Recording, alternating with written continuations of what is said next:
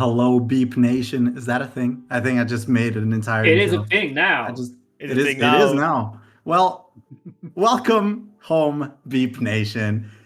I'm Dura, and I'm joined today by Hat and Pat. Hey. Hello. And What's up? and I almost just choked on something. I Oh wouldn't my recommend God. doing that. I really No, recommend. no. Yeah. Especially when Leave that for after. Leave that for after. exactly.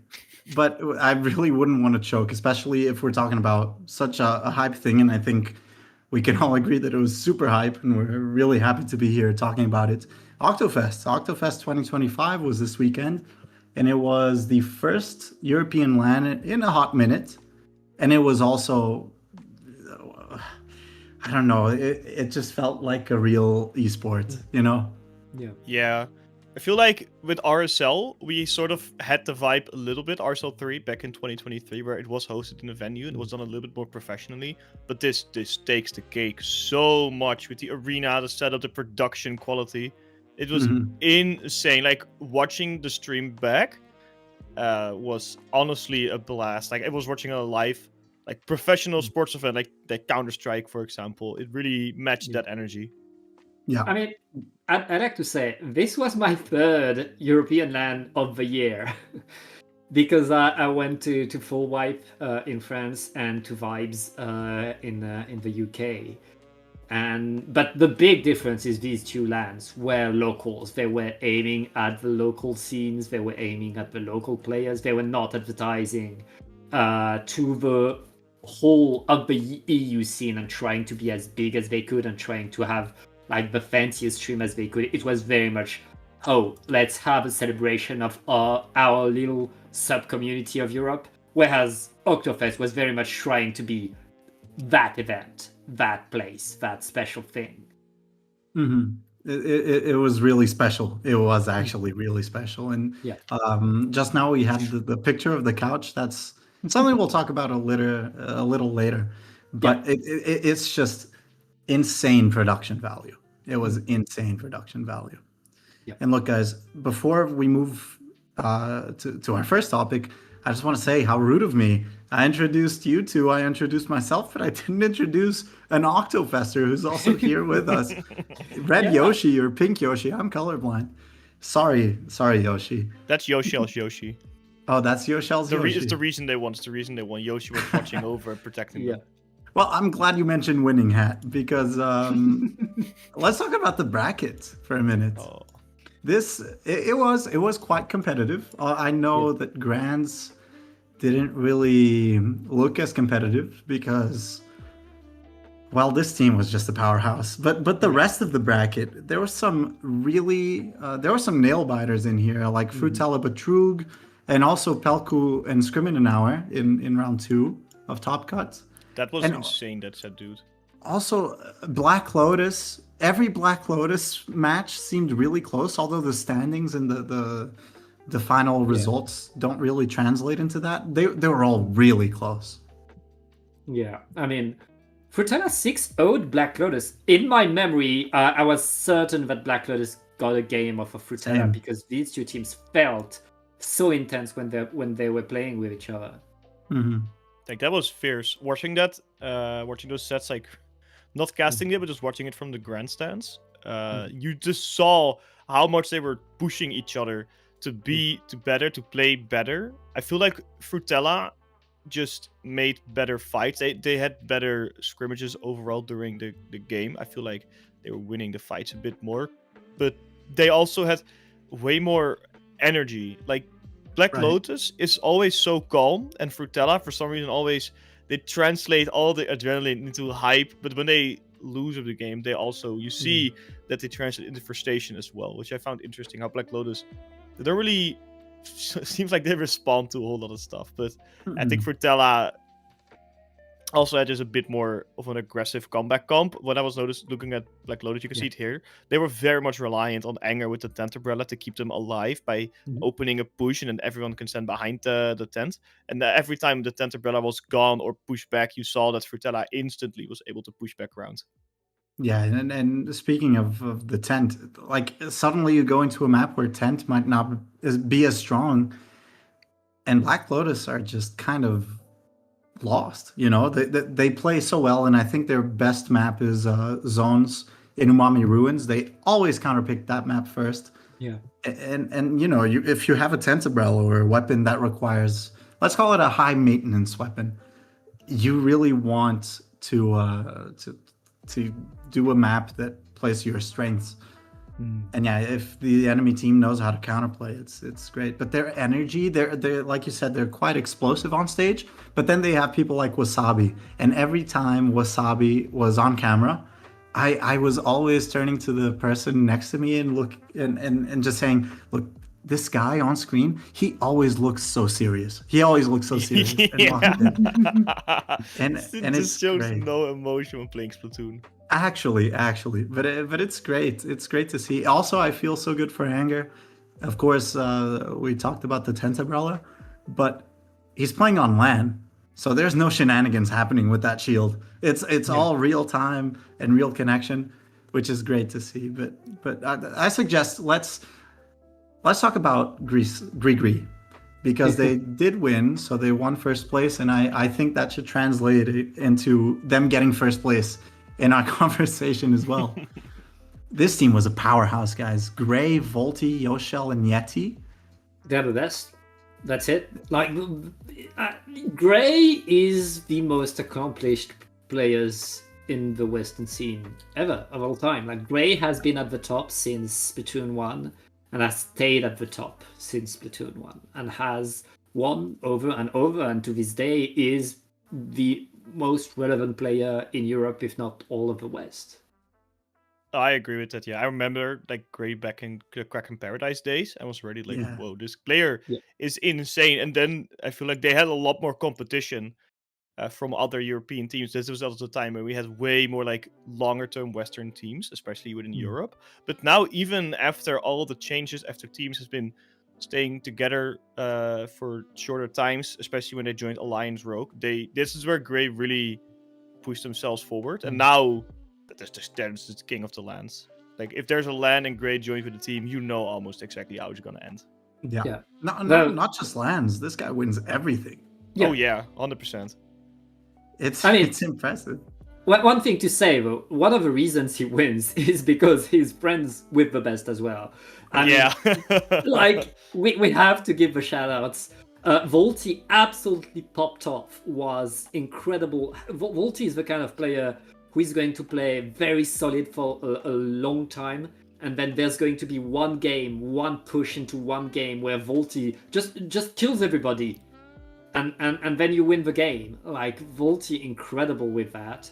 And Yeti and Yoshel, a solid support and a solid backline who were doing perfectly the job they were supposed to do to make sure that Gray and Volti would look good at all times. Yeah, I'll say I have a lot. Oh, sorry, Hat. No, go ahead. Right. I have a lot of things to say about these players. Obviously, Gray, not much to be said apart from he's the best, and I love how he's identified a weapon that suits him, because of course back in Splatoon 1 he used to play Range Blaster a lot, or that was his weapon. Yeah. And then in Splatoon 2 he plays NZAP because he figures out, okay, that's the best weapon in this game. And now S-Blast, he's like, okay, this is the best weapon now, so let's use it and let's be the best in the West with it, which I truly believe he is. And then Volti, like you were saying, Pat, for our viewers right now, if you didn't watch these games, I strongly urge you to go watch Winners Finals. That was Gris. I keep saying Gris. That was Gris versus Frutella. It was 3-1. And the way it worked was Gray's team won the first game. Second game, they get counterpicked into TC. They lose in overtime. And then they do the unthinkable thing of counterpicking into CT again, the mode that they just lost. Yep. The thing is, it was TC Inkblot. They were looking really rough, let's say that. And in their last push, Frutella wiped them. Volti, I'm pretty sure, was cooler, so he came back, jumped in. Volti got an 8K. 2 back-to-back team whites on his shoulder, and they knocked out off of that. That was the moment that Volti solidified himself in this tournament as like the clutch playmaker. Yeah. And listen, his pop off absolutely warranted. He did bite off his tongue and Yep. started bleeding. He But I paid the mean, price for it later. Yeah. he did. But Oh, you weren't there. You weren't there. We will talk about it in a second. No, I was talking to Volti about that as well. Like, you know, especially because of how aggressive they play with their Karm roller and getting all those splats. But he dives in very deep and super aggressively, knowing, also maybe hoping, but knowing his team will be there to back him up. His team has the exit route covered. His team has a distraction set up so Volti can't dive in and do all these stupid things. Like, Volti knows, especially like Grigri, with his teammates, like they can go in, they be safe because they have the tactical at all times because of Yoshel. They have another player being a huge distraction in Grey, and then there is Yeti who makes sure there's always a lot of paint on the map. So with that in mind, Volti knows they can go in, they can cause absolute mayhem on the battlefield. Because if anything happens, they can just jump back, they can just swim back. There's always a way. So I like how Volti has that mindset of really trusting his teammates, even if they're not really sure if they're there or not, they go with it. Mm-hmm. I was gonna add to you. You said that Yoshel always provides that tactic cooler, but it's not just that. It's like Yoshel is a beacon, is an eternal beacon on the map. Alive. Yoshel's alive, yeah. This player never goes down. Never. It's the positioning, the shots that they take if they get challenged.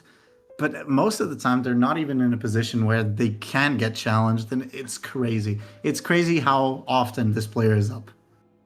Like, one of the things I asked Volti, that was in the dinner afterwards, after Oktofest, so this wasn't in the stream.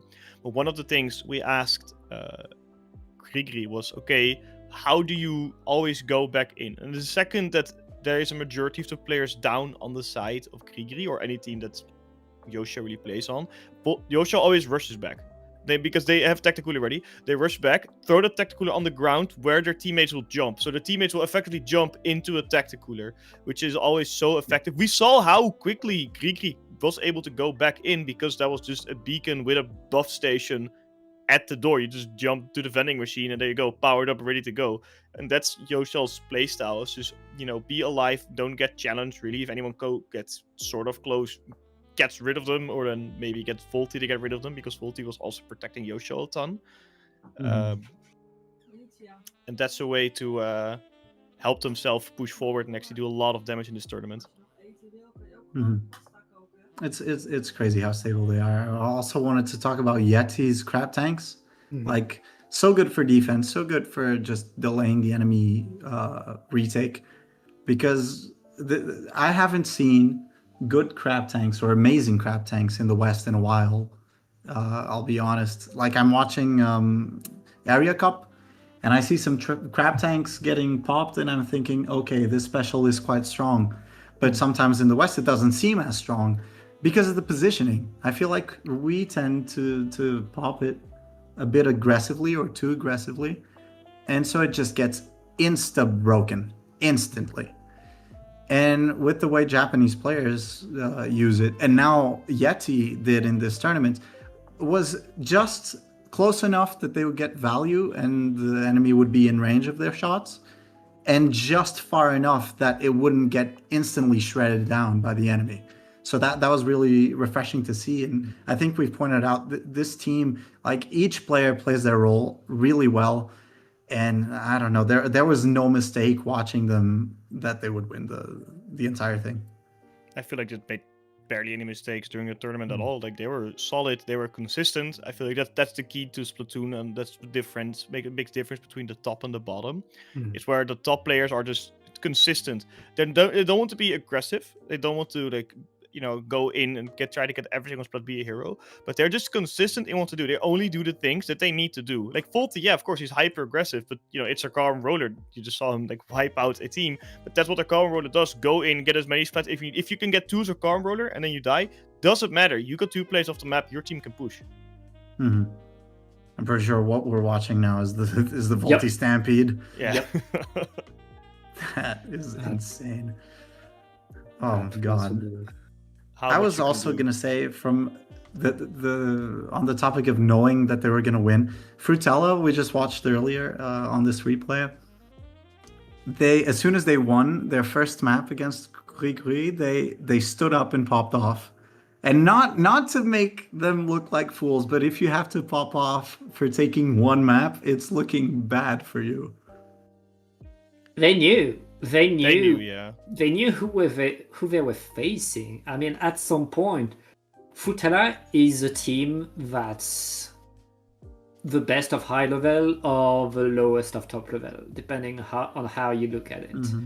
And they know that when they're facing Gregory, they're supposed to lose, and they're happy to get a game, and that's like I mean, if you beat Gregory on stage, you'd celebrate. You celebrate. I'd celebrate it with Splat. Any drop of ink I would get on the ground while Gray and Volty and Yoshel and Yeti are on the other team, I'd be like, yeah, I paid it for ground. Let's go. That's like. That is true. I would They react just too. shut down everything you do, and everything you manage to get is something to celebrate, especially since it was like a comeback that they got at the end of the game. No, but let's just talk about, and I'll leave you I'll just introduce the topic because I tend to ramble. I don't know if you've noticed. I like talking. Who was the crowd favorite? We talked about the favorite to win, but who was the crowd favorite? Frutella, 100% Frutella, and not even just from the chanting. I think Frutella as a team is known, like very well known by the average competitive Splatoon watcher in Europe. Yeah. Like Pat and I were talking about this during our cast. They are in double productions tournaments often. Like you know Frutella, you see them play often. They have players which a lot of people know. They have some players that have been around the community for quite a while. And I feel like it relates, because it relates more to the average viewer. Like, yeah, we all know Gray, but we don't see Gray play every week or almost every week because they're so good at the game. They are usually busy scrimming or doing like top level stuff. But players like, Phoenix and Punchy, we see them often play weeklies as well to keep their skill up and to get themselves really towards the higher level play of Splatoon. So I feel like for the more casual competitive viewer, a team like Frutella is just more relatable than a team like Grigri, even if Grigri is a lot better. To make it clear what happened, I was actually observing during Grand Finals, meaning I was the one holding the spectator cam and making sure you could somewhat see the plays. And during Game 3 of Grand Finals, halfway through the game, it was obvious that it was over. But, I mean, halfway through, like, at the start of the set, we already knew Grigri was winning. At Game 3 of the set, we know it's a 3-0. Like, we know Frutella, like, that Grigri has Frutella figured out, and that Frutella cannot get out of here. And the first 2 minutes of the game, which was back on Tower Control Hagglefish, is Grigri just pummeling Frutella. Okay, the first 30 seconds, Frutella is fighting in mid. After that, Grigri starts pushing, and then Frutella just moves back. I think it's after 2 or 3 minutes of the game that Frutella manages to take back control of their spawn. And I put the camera on Crowny with a pencil for Frutella. And Crowny gets a double as I put the camera on Crowny. And then from like the production room, which is like there's 2 rooms away from the main stage, I hear through all the sound of the production room the crowd just yelling, screaming at the top of their lungs. Everybody completely screaming because all they want to see is any single play by Frutella is more hype to them than the whole tournament. That's how much people wanted to see Frutella do things. But that's of course like the king against the underdog. Like Grigri is the king here. We all know they're gonna win, and I mean it's still good for them. It wasn't just Grigri. People were cheering for Frutella before Grand Finals. Oh People were like, and as Hat said, it's a team it's a recognizable team name and logo with recognizable players. And they put their name out there, they put their face out there, they play every tournament, and we expect them, we want to see them. Yeah, and I think to that point, it's exciting to watch someone win.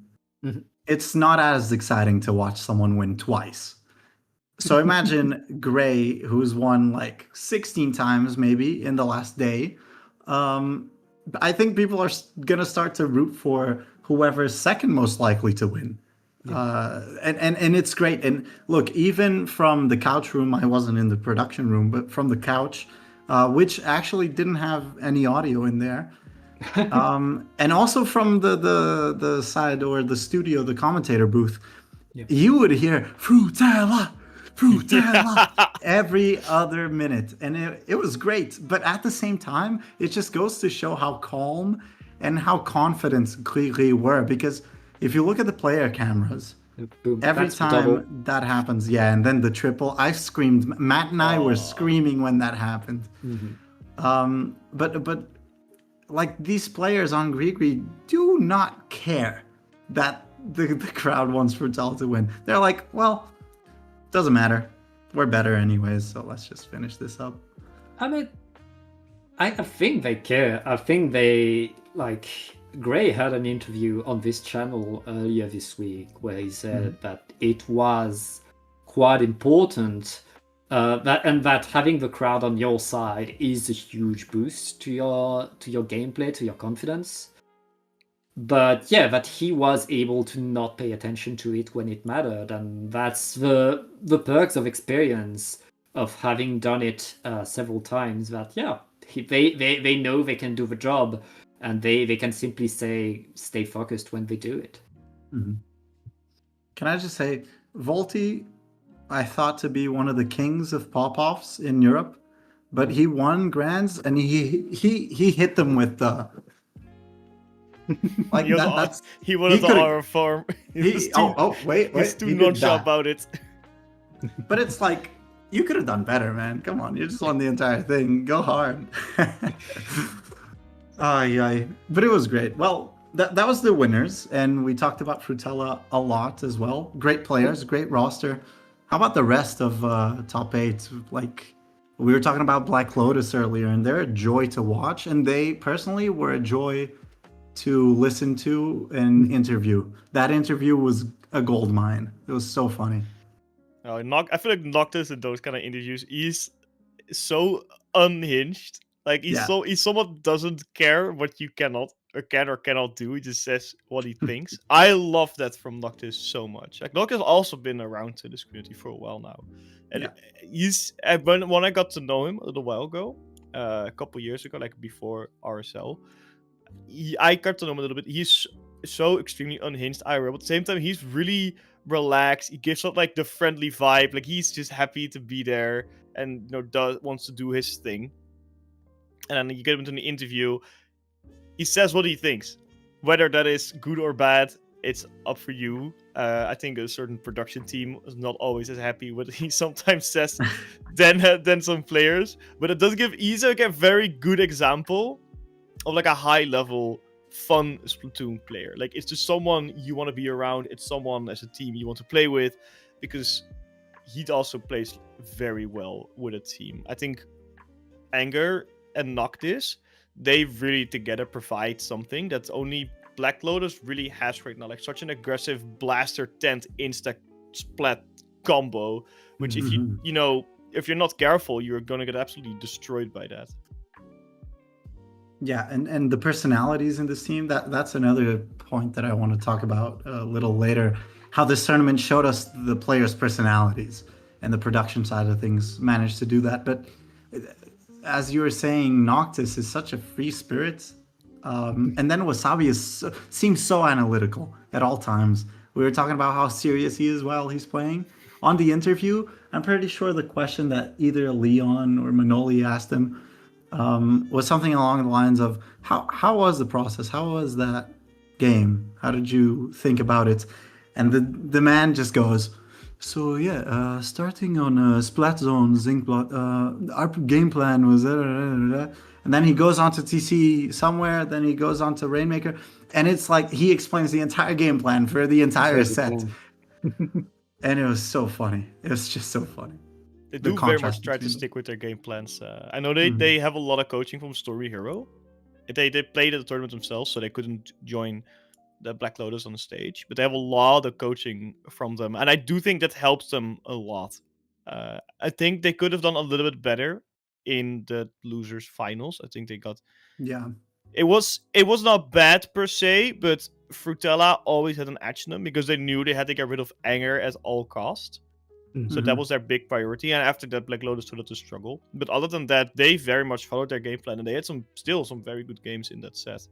But sometimes I do think they need to diversify their strategy a tiny little bit because it's a bit of over reliance. It's quite limiting to play tent at all times. I don't know, but at the same time, it's really cool to watch a tent team because there's not many of those. Yeah. It's Also, fun. It's definitely fun. I'm pretty sure you two casted both losers finals and semis and quarters. Is that correct? We did losers semis and losers finals together. Okay. Then I was gonna ask you about Betrug because I didn't cast this team. I was watching, and they seemed like kind of the surprise good team in this tournament. I don't know if you had anything to say. I don't know, Pat. You've been quiet for a minute. Yeah. I wasn't surprised to see Betrug here because I know these names. Like I've seen these names grind and get better and get good, and like I was happy to see them. Of course, like they were reaching, I think, the highest point they could get, but like that's clearly a point that they could get given the results that they had in weeklies. So yeah, they're not as known as the other teams that were at that level, but remember the names because you're gonna see them again. That's I mean, don't remember the pickup name, but remember the names of the players because like these players they're gaming and they're gonna keep gaming. Yeah. That's all I can say about them. They 2-0'd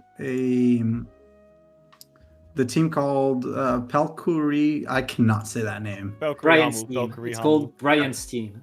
No, yeah, it's called Brian's team. I specifically asked production, like, hey, how do I pronounce this name? Because I have no idea. Oh, Yeah. oh, don't get me wrong, Hat. I asked that Weird like production. 4 times. I still don't know. So glad I didn't get to cast them. I just said Pelko. I I have gave a up. lot I of gave up love, during the set. especially for Brian and Spore, but I'm so glad I didn't get to cast them. No, I was gonna say this team was also. It was great because Brian, I love that guy. Such a nice guy. Yeah. And when I was starting out comp, one of my favorite players and one of my, let's say, idols, sure. Reyes, not too sure, and I know that's not their in-game name. Then Spore, I teamed with him. Great guy. Plays Brush, which is like a breath of fresh air, just like Anger on the tent. And then Auraboy36. I was obsessed, guys, with this guy, with this player. I was obsessed because I look at a team with Brian and Spore and just established players, and then there's Auraboy36 just absolutely kicking ass everywhere. And then I find out that it's Azad, who's like a very prominent top player or high level player right now. And I do know that name, but Auraboy36 took me out. It took me out. I actually have a story for you guys.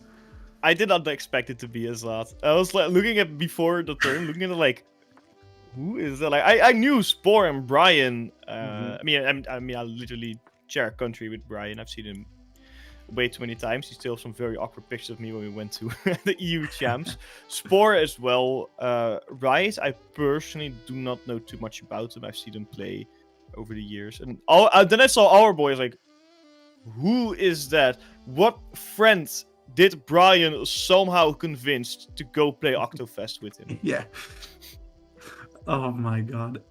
Well, the story I have, you guys know Leon, you two do. Yeah. Leon was on our on-air team, let's call it that, or our on-cam team, mostly on the couch. Great guy, great questions, great fashion sense. But anyways, he also entered the tournament with that SRB2 dude and Ferrari, sorry, changed the name. And look, they played this team. They played Pelku. And Leon, who's yellow right there, Lin Jilon yellow, he goes up to Auraboy36 and goes, "Yo, Auraboy36, you rolled me. I did terrible. You absolutely destroyed me." This guy turns to him, he just goes, "That's what I do," and walked away. Like, you cannot, that's the type of experience you can only get on LAN, and it's amazing. Yeah. Oh, God. Well, to me, that's a standout moment of the. Even though I didn't even experience it, I was just told about it. But I did want to ask you too about standout moments, and that could be games, that could be production, funny moments, whatever. Throw it. Come on, Pat, you go first. I mean, I spent most of my time backstage. We were kind of short-staffed on the camera, and I had to learn how to use the spec cam to show you the stream, like pretty much during the tournament. And my first game was very bad, but I had Inkfarer to coach me while I was doing so. Inkfarer is one of the best observers in the scene, has been for a long time. Real. And they were like, "Yeah, stop moving the camera so much. Try to do this a bit more. Show a bit more overview. Show a bit more of the players at that time." And I got a bit better. And honestly, like the few pop-offs I got from Volty and from other players, like during the grands and like around the end, I was screaming because like that. Being part of such, like, the production team was huge. And one thing I'll always remember is like they didn't know Splatoon until this tournament happened. It's an esports production team, not a Splatoon production team, and they were professional. And I talked to the guy whose only job was to get the replays, who was sitting next to me. And I told him, "Yeah, you're doing an incredible job at these replays. Like, how can you like reassemble them so fast and such?" And he told me that he had like tried to watch a stream of Splatoon, and basically he'd learned everything he could about Splatoon 24 hours before the start of the tournament, just so he could do his job a bit better. And he was doing a banger job. And one thing I note that the team, they were talking in German between them, which I cannot talk, Dura. I can't speak German, as I told you. But every once in a while, I'd hear like words in German being shared, then people laughing, and then the name of a Splatoon song in English. And they were like just such fans of the Splatoon music. It was so fun. Oh, you know why? Because they don't have to listen to it every week on a stream for a tournament. Yeah, exactly. They were discovering each song one after the other, and they were like, What is this song? Why is that a banger? And why is it so weird at the same time? Why are they speaking like that?" And they loved it, and it was so fun to watch. Dude, they made a banger intermission playlist. Like, sometimes I was just walking around the venue, like, photographing people, and I just hear the constant, like, "Oh, yeah, I forgot about that songs in the game." Because they were really going deep into that soundtrack. Because, like, we all know the soundtrack. We all played single player. We all played the multiplayer for, I don't know how many hundreds, thousands of hours. Like, that soundtrack is just, a part of our lives. But to just hear it, like, in a, like, different scenario and, like, such a weird order really lives up that soundtrack again. It's really cool, especially for us, and even more especially for like Watson and Ben, who are always running around the place. Having that kind of chaotic soundtrack is kind of fitting, because you hear the Splatoon song go, and you're running around looking for the next caster, looking for the team that's missing. It feels like a Tom and Jerry situation, honestly. Watson was running around like a Tom and Jerry situation. Oh yeah. And look, to me, that's one of the standouts as well. It's just the work these two guys put into it. I don't think I saw Watson without his little headset. I think the only time I saw him like that was at the after party. Oh, yeah. For the rest, it was nonstop work. Fair as well. Great work, Pat. You. I said that us three we commentated, but Pat, as you said, you were on the observer side as well, and Hat with the pictures. It's just, it was a lot. It was talk about the pictures. Here they are. Such nice pictures, such nice moments captured from this event, and it's great. Yeah, I I'm mean, actually so very much- happy with the result. I've never done like event photography before, so I think I still have a lot to learn. Like from my looking at my own gallery and looking at all the images that I selected compared to the ones that I took. I was talking to Octoboy about it as well, but I'm still very happy with the overall result of my photography work, considering it's my first event, and it does lighten my day that I have some DMs, so like people come to me like, "Oh, you had this picture, can you use this as a profile picture on social media?" I'm like, "Yeah, do it." And it's like logging into Blue Sky, and it's like seeing like 2 or 3 players just like use the photo I took as like their profile picture. It makes me really happy. Look, expect a DM from me like that in the coming days because I haven't looked through them and I already know I'm gonna get like a couple new profile picture contenders. And I'm just really happy. I'm so happy. Do you have any other standouts? Because I have another moment that I want think- to cherish. My biggest standout was casting the set scrim in 1 hour against Valkyrie Hamu. Like from the winners bracket, that was honestly for me the most hype set of the entire tournament. Like that, they had only 1 KO in that entire set, and then every other game lasted until the very end. Like the last tower control game, it lasted until the last second until Scrim 1 hour was forced off the tower by Valkyrie Hamu. That was so hype to see. These teams were like literally on the same level playing field. The skill gap was almost non-existent. Then you would see Scrim 1 hour get a wipe, and then Valkyrie Hamu get a wipe, and then Scrim 1 hour get a wipe again, and they constantly push each other back, delaying this game further and further. And there was always something going on. Like they somehow found a way, even after a wipeout, to always have something interesting happen on the map and not just the team's painting. Like they were pushing in deep. They applied something like the crab tank strategy, where they would throw a tacticooler on the field in Robo Ramen, like in the base of the opposing team, and then they'd throw the crab tank behind that, so you couldn't really approach the crab tank because there was a tacticooler in the way who would block most of your bombs.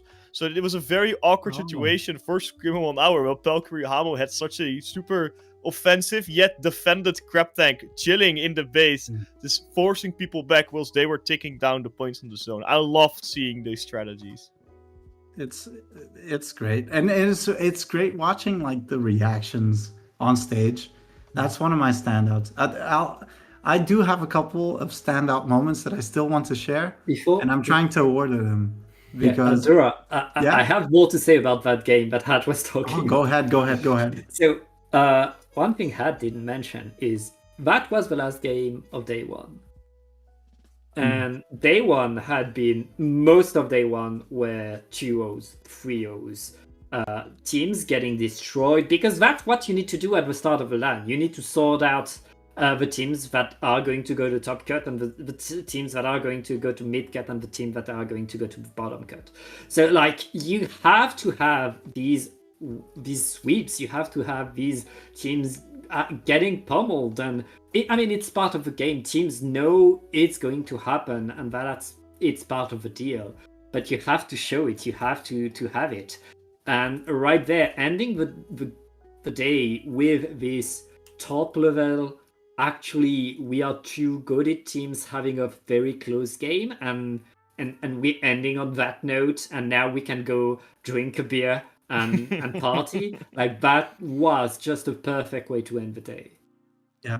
And I'll just say that was my first standout moment, was drinking a beer and having a party. I know I can't speak for you, Hat, but Pat and I know we had a little too many beers from the conversations we were having. I will technically not mention the amount that I had consumed at the event. I mean, even before the after party started, like after the winners finals, I went to backstage and like say thank you to everyone for the day. Or like, not after the last set, I went to the backstage. I said, "Oh, thank you everything for the day. You did a good job." And then some random production guy like just hands me out a beer and he pops it open. I was like, "Here, go drink." go have fun. I was like, oh, okay, that's how it's gonna start. That's the theme, I guess. I mean, to be fair, we were in Germany, so I don't know what you expected. Yeah.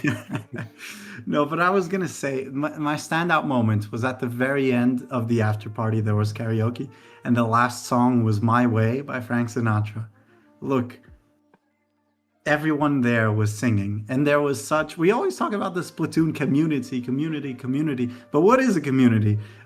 At that moment, with everyone singing and hugging and just going like this, that was I so felt, good. all right, this is a community. We're all here for Splatoon, but we can all connect and we can all be friends over something else. And that's what brings us together. I'm pretty sure there is a clip of this. I don't remember. I think it was Kaito. I think Kaito had one. Ben also, I recorded most of the thing for Ben on his camera as well. And he actually gave me the microphone of his camera, which is connected to it. That was a big mistake. When he watched this video back, Ben, if you're going to watch this, I am so sorry for the extremely distorted audio that clip is going to have. Because me and 2 other people, we were literally screaming into that microphone. No, I mean, to be fair, at that point of the night, everyone was screaming. There were no people on key, but it was such a beautiful moment. And I remember telling Watson that's my favorite moment from this entire weekend. And he agreed. And we were just so happy. It was such a nice time. Mm-hmm. And yeah, that's my number one standout. I feel like for so many people there, though, like, we've been like, you know, around each other and friends, even like online when we were kids. Like, I know most of these people from when I was 15, 16, when they were like, you know, around 13 to 16 to 17. Like, I think Brian, I've known Brian for almost 10 years already. Robert as well. Like, you talking to these guys, like, yeah, I met you when you were 15 and I was 17. That's when we first met in real life. And now you are 24 and I'm 26 and we're still chilling in the same community. So I just, you know, and especially in moments like that, it just brings you all together again, which is how long you have been chilling with each other online and offline. It's always just this sort of core group that always comes back to each other. Yeah, it all comes full circle at times. I have the same experience with Matt. I met Matt in Paris in the European Championship of 2019. And that's the first time we met. It was in person. We became friends after that. And here we are 6 years later, commentating an event and sitting on a couch and sharing the Airbnb. It's great. It's really beautiful. I do want to say, and I'll use this as a very, very smooth segue onto my next question for you two. My other standout moments all come from the production. And look, it goes from watching the player pop-offs because of the individual player cameras that each setup had. It was the interviews and giving some light to the players and actually letting them be people and not just a name on your screen. And finally, there's Teoban eating an onion and dressing as a minion, because that was hilarious. But apart from being hilarious, it gave so much life. And I asked Dude, who streamed the event, what were the analytics? How was the viewership charts? Does it drop after the games when it goes to the couch? And he said, no, if it drops from 100 to like 90, 95%. So people want this. People really want this kind of content during a tournament. And it was amazing to see it. Yeah. I love the couch. Oh, go ahead, Ben. Both the viewers and the players wanted the couch. Everybody wanted the couch. And I think that wasn't the first LAN with a couch, actually. Breeze had a couch to interview players after the games.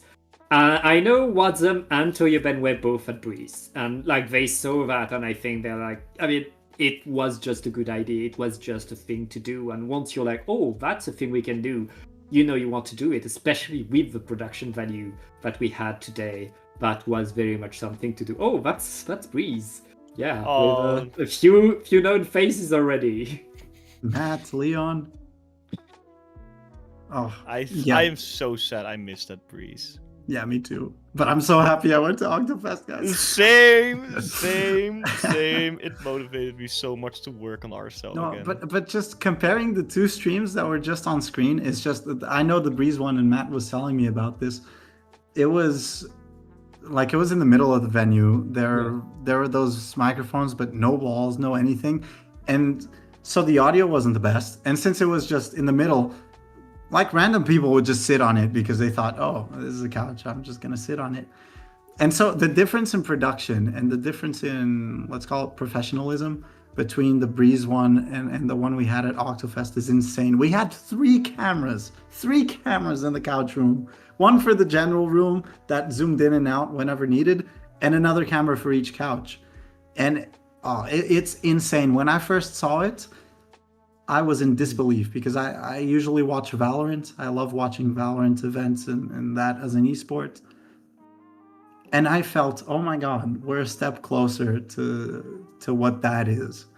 And it was so great. And that is something that if I go to another LAN and there's no couch segment or no interview segment, I'm gonna feel as if that's missing.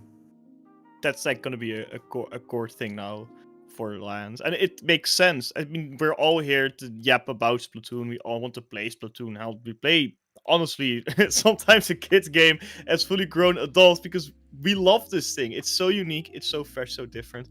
But like you said, now with the couch, it's not just profile pictures anymore. Now they have voices, personalities, they have faces. We see them laugh, we see them make jokes, and we all kind of mess with each other, you know, kind of rage bait each other into making that one, like, the one, make them say the one thing you want to say, bait them into the 67, or, you know, have Ben force That Team doesn't even Onion. know the meme yet. It's 6-7 hat. It's Oh no, I 6-7. didn't even know the meme. I'm getting old, dude. I'm getting old. I'm out of the meme. No, there's Proud Me of too. you. I learned about it. I saw the Ben Onion clip. I have a kind of funny story about that. So, I was casting with Manoli, and my parents and sister, they were watching from home. And eventually we said that, hey, we only need 20 more euros to have Ben eat an onion.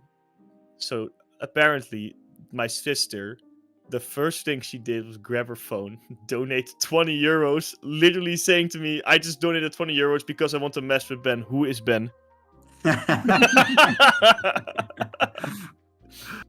Oh God, here it is. Here it goes. Oh God, guys, I was sitting right next to him, as you can see. Ben was stalling for like a good 5 to 10 minutes. He did not want to do it. I at all. was so happy I walked from the casting booth in this room to witness this live. And look, this is another incentive, a great incentive for donations, and that I really want to see for future LANs. It's just challenges. And sure, you could involve the players, and most viewers would love that or enjoy that more. But even just imagine Riptide and you have K-Bot needing to do, like, I don't know, the Ice Bucket Challenge or something. I'm sure someone will donate towards that. That would be funny. That would be really funny. I'd definitely donate to that. I mean, Yeah, also like how exactly. Volty just ate that onion and then spit it out right after. Just walk to the trash can, spits it out. Apparently, he told us during the dinner. I don't know if you heard this, Pep, but he told me during the dinner that his mom was watching and he wasn't going to back down when his mom was watching him being offered an onion. Apparently, but he absolutely hates onions. Wow, but that's something I really hope we don't lose it. And look, there's a lot of goals that we didn't reach, or that we reached and didn't get actually realized. Like, for example, I'm pretty sure we had around 650 euro to 700 in donations, and the 600 goal was Ben gets waxed. Like, I think he said it will be in his vlog. Yeah. But it's not as fun. It should have been like one of the goals I did miss though. I really wish they put it a little bit lower.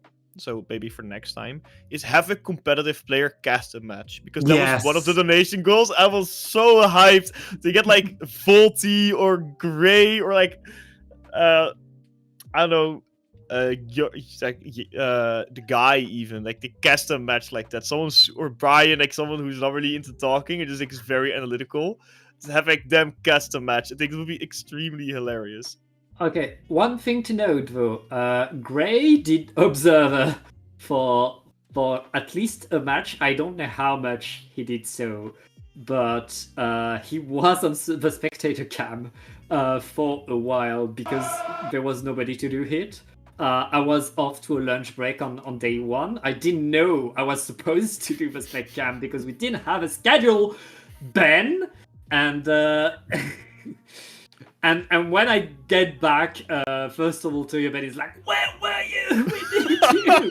And then I arrive in the prod room and I see Gray standing in the corner of the room just doing the job, and the rest of Grigri just waiting for him because they had a game to play. So shout outs to Gray for stepping up. Thank you. I love Splatoon LANs. So this only happens as Splatoon LANs where we're short-staffed and we kind of just pick out random people with the vein. Like the first, I think Gray might have been like the first player they found. Like, hey Gray, we need you now because you're like one of the few people who know how the game actually works. Yeah, I love that. It's great as well as the. Oh look, this is the Oh, karaoke, the the My Way. Oh no, is this the My Way? Yes, it is. Yes, yes, this is My Way. This was great. Oh, it warms my heart. I was so happy on stage. I'm so happy at home. Oh, so great. I miss you guys already. Yeah, exactly. Let's see each other at Oktofest 2026. Huh?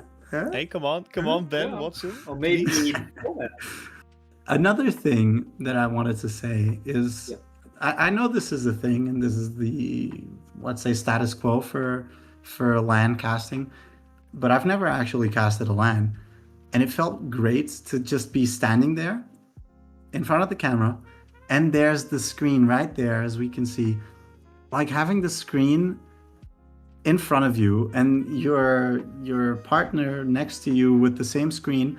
You can like kind of point to the screen, look at them, and see like, hey, did you see that? It's much more conversational, and there's me and my partner. So yeah, my partner in casting. I need to clarify this because Seyoben has been spreading some rumors around that are not true. it's too late. We're shipping you now. Well, they can be true. What's stopping you? It's up to you, not with that attitude. It's not up to Matt. It's just up to you. Okay, let's move on, guys. All right. Before we move on, one thing I could say is I could have used a chair. A chair? I don't like doing it while standing up. It's like it was 2 hours of standing up and being as energetic as I could and focusing on the game while like it's easier while I in a chair. Like that's good. Really? Like right now I can recline as much as I want. I can do that for hours, but like I don't like to use my legs. I personally, I loved standing. I feel like I'm more fluid while talking when I'm standing. Yeah, I mean, like a bar stool maybe would have been nice as well. I didn't mind it too much when I'm not on the webcam. I don't know if Pat knows it, but I'm not on the webcam. Like my microphone, I can show it. It moves up and down. The reason I have it like so flexible is because I often like stand up when I'm casting at home, just so I can get a little bit more body energy out. My webcam doesn't really do that as much, so I have to sit down when I'm like on the camera for Paddling Pool and for Triton. But usually I do stand up. I really like it. But maybe for like a bar stool for in the between sections would have been nice. But the entire setup, the fact we could also talk to production, that was great because I could quickly ask them some really random questions or give them some random feedback that I wanted to give them during the conversation, especially during the cast with Manoli on the first day. I talked to production a handful of times to ask him certain question or to tell me certain things that I might find interesting or that I might need to know. Because when at the beginning of the day as well, one of the first questions I was asked, and it was when Pat and I did the test cast, was me telling them like, hey, when you go towards casting cam, can you let us know? Can you give us like seconds, like, oh, we're gonna switch to you in 20 seconds or in 10 seconds, so because I can prepare, because otherwise I would just have my phone out there and just looking something up on the bracket, and then suddenly it's just like I switch to the cast screen. I'm like, oh snap, gotta look at that camera now. But also to talk to production about certain things, like getting to know some things early that I might wanted to know early, or asking like a random question, like, oh hey, how do I pronounce X name, like Valkyrie Hamu, before I start really struggling with that one on stream. Even if I deliberately tried it myself first, the fact I could ask it was really, really nice, and it helped me push that cast forward. But going back to you, Dura, casting in a LAN, I feel like I get double the amount of quality out of myself than when I'm casting from home. Like Same. yesterday with Battling Pool, I think I did an okay job, like ignoring the fact that my camera died during the set. I think I did an okay job, but when I compared that cast to the one I did with Manoli on Oktofest, and we did both, we did Battling Pool together as well yesterday, I felt like both of us just had so much more energy, we were so much more hyped, the adrenaline felt higher. I don't know why. I had this at RSL too. I don't know how or why, but F and LANs, it just feels so much more alive. I feel like I can do so much more than when I'm sitting at home. Yeah. Yeah, One I thing to definitely think note, so. another thing about that casting setup that we had, it was a separate room from the main room. Otherwise, we couldn't, because you needed to hear us, and like that wouldn't have worked. But there was just a door between us and the players. And I used that a bit during day one, because the TM1s were not working, and like there was lots of time between sets in day one, and there was not the entry of the players going into the room that we had in day two. And in day one, between each set, I would go meet the players who were about to play and talk to them and be like, "Hey, is this your first LAN? How do you feel, etc." And That's good. like having that interaction with people was super nice. I mean, there was this team, one of the first teams that we streamed. They got destroyed. They got destroyed on stream twice because like we showed their pool, and they got beaten their first game, and then they got beaten in losers side, and they were still happy to be here, and being able to speak to them and see, no, it's fine. Like they know they knew that was going to happen, and they're here to have fun with their friends first. So that's part of the experience. Like that was very much like when you watch in an online tournament, if you see a team that's getting destroyed, you're like, well, sorry, you can go home now. Well, you're already home, so it's fine. But like you don't get to speak to that team and know if they're devastated or if they don't care. But here you could see that people were happy with it and happy to be here. Mhm. I think that also helped with the fact, like the rest in the beginning, it's been so long that we had such a major LAN event. The last one was, I think, RSL 3. Like that was like the last. Oh, either Breeze or Breeze! RSL. Was it Breeze 20? Was Breeze 20? Oh yeah, it was later, right? Yeah, it was Breeze. Breeze For was like me, the it was last European big one. champions, but maybe you guys didn't qualify. No, I only qualified once. Sorry, I'm from an actual country. Yeah, no, you're right. My country is. Let's not talk about this. I don't want to try again in the Netherlands. I tried 3 times. I got second 3 times, and only the first time we got we all got 2 teams to go to European champs. So that was like sort of my golden ticket there. But no, I don't think. I think in the Netherlands, it's Brian, and whoever Brian decides to play with will go to EU champs, which is, I think, fine. Brian is one of those players, they deserve it. Like they've been grinding this game since Splat. This is literally the beginning of Splat 1, like back at the Cramp Fresh days, and they're still at it. Though one thing, Brian, please pick normal team names for once. I beg you. Well, I did want to talk about. Pat mentioned the door and how it was good that we had a door. Agreed. I like the door. I don't like that the door has a window, because the camera was here, the door was here with the window, and for the time that I'm on screen when I'm casting, and the teams weren't already in the stage or on the stage, I kept looking to the side. And then when I watched back the stream, I was like, I look like an idiot because I'm not looking at Matt. I'm not looking at the camera. I'm looking at the window. The window isn't in the frame, so nobody knows where I'm looking. That sounds like a you problem. It might be. It might be. But... I love the window. I could take pictures Yeah. of you guys while you were casting without having to enter the room. It was great. I really like that I was able to, like, when the camera was not on me because I didn't want to look like an idiot. I really like that I was able to see where the teams were at and where we were. So I think that window was useful, but of course, yeah, it can be distracting for sure. Well, I'm the outlier then. I'm the outlier, but it's such a minor thing. I think the rest, Yeah. for me, like when I go to another LAN, I hope there's a couch. I hope there's player cams. And if those two exist, I'm very, very happy. I love the walkout camera, like the camera that follows the teams when they walk on stage. I get that that might be a little more difficult to execute, but I think it adds some spice into it as well.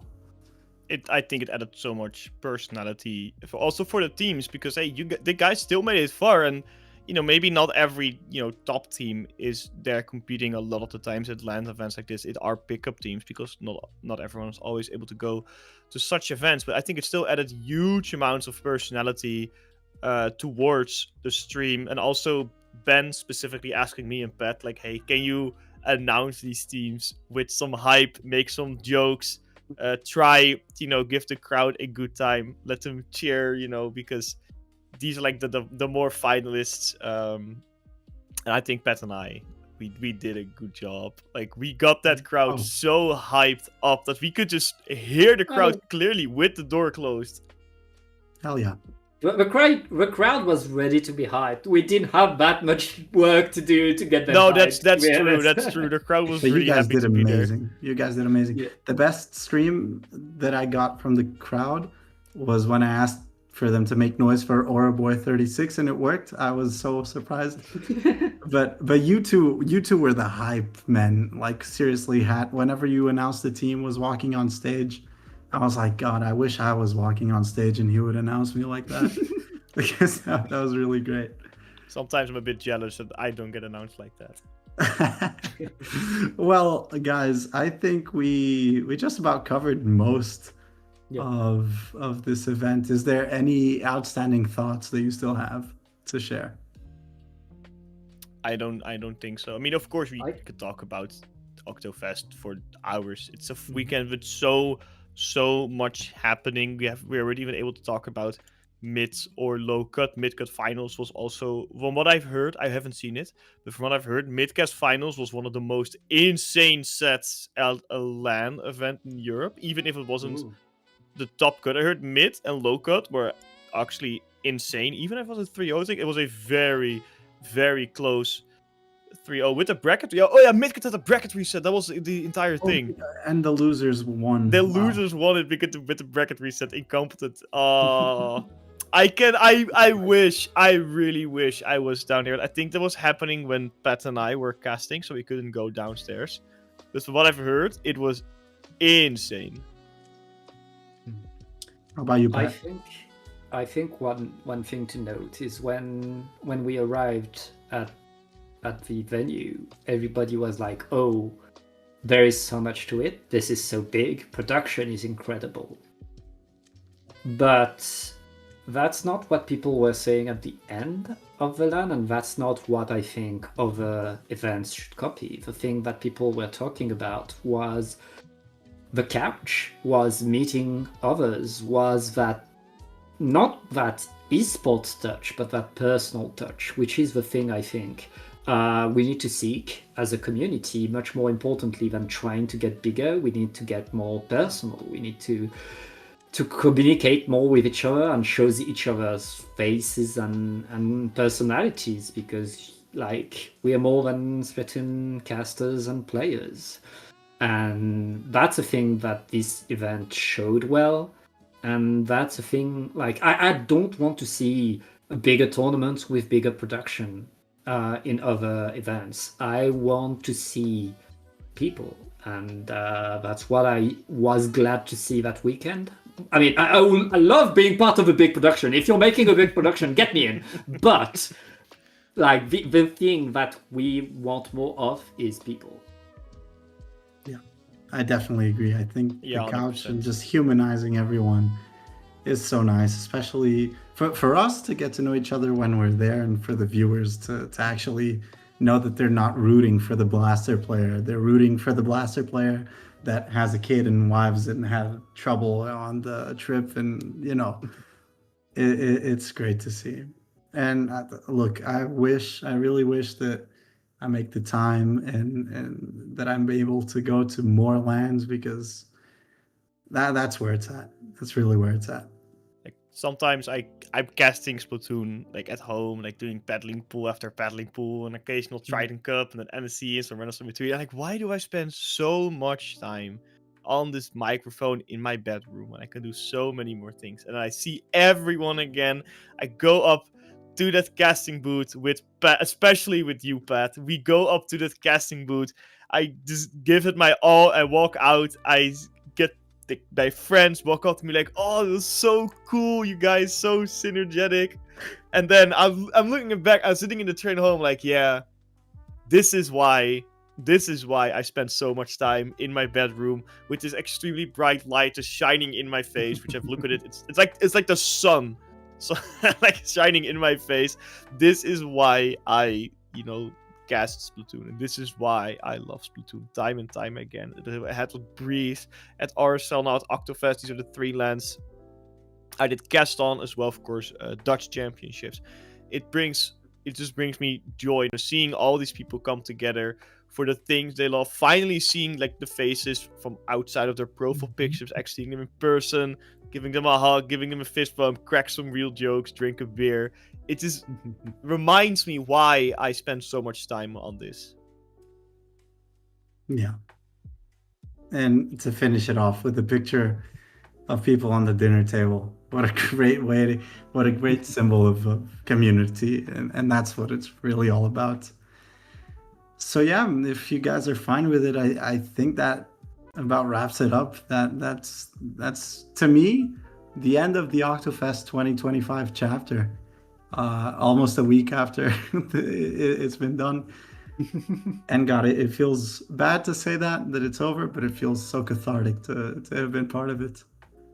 I feel like this will be the restart of major European lands. I think Oktofest, it was ginormous, and say we do another RSL, like it's not gonna beat this, and that's okay, because you need one event like this and then a bunch of smaller events to boost the big one. But I think it helped and motivate people to really start working on events again. I talked with Pixel about vibes and about Breeze, and Pixel said that they're seeing this, like, we want to work on those events again. We want to create hype, and we want to see everyone in person again. I, with Alice, for an example, for RSL, we've been working on it for a little bit. I can't share too many details, unfortunately. But after this, I think the second I got home, I went to the Nintendo and sent them all the details to get the necessary stuff sorted for another Dutch Splatoon event. So hopefully soon. But this has motivated everyone again to just do more stuff and get back into Splatoon, because there was such a long drought of a major event like this. And now with potentially Oktofest coming back every single year, hopefully, I am praying so much. I am on board to spend more time on Splatoon again. Like, I'm 100% on board to not just do it on the side, but do it more full time as the hobby. Like, not just spend like a little bit of time on my free time on Splatoon, but spend a lot of free time on Splatoon again.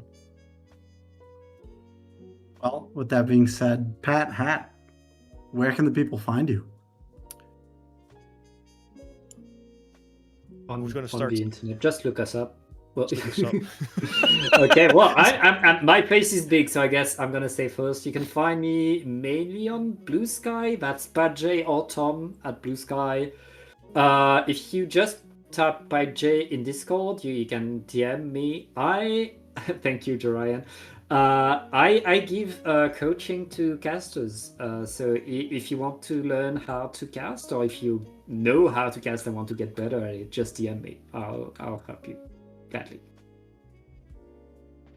For me, it's CasterHat.ba. It used to be .nl, but I broke the thing. I'm trying to fix it.